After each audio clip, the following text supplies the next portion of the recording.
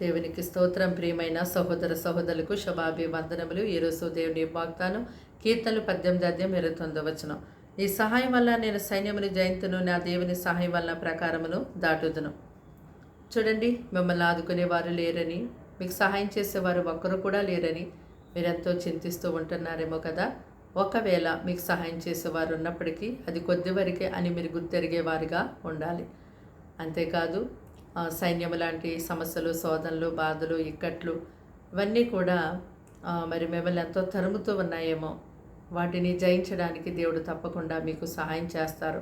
అంతేకాదు, పాపం అనే ప్రాకారములు, మరి దుర్నీతి అనే ప్రాకారములు, ఇంకా లోకం వ్యసనాలు అనే ప్రాకారములను దాటడానికి దేవుడు మీకు ఎంతగానో సహాయమును చేస్తారు. అయితే దేవుని వైపు తిరిగి మరి ప్రతి ఒక్క భారమును ఆయన మీద వేసి ఆయన నమ్ముకున్నప్పుడు తప్పకుండా ఆయన తన పరిశుద్ధ స్థలములో నుండి మీకు సహాయాన్ని పంపుతారు. సియోనులో నుండి ఆయన మిమ్మల్ని ఎంతో గొప్పగా ఆదుకుంటారు. ప్రార్థన. దేవాని స్తోత్రాలు, స్తుతులు చెల్లిస్తున్నాం తండ్రి. మాటలు వింటున్న బిడ్డలు మీ రక్తంతో కడిగి ముట్టి బలపరిచి దీవించి ఆశీర్వదించండి. ఆయుష్, ఆరోగ్యం మీ తండ్రి, నెమ్మది, శాంతి, సమాధానం మీ తండ్రి.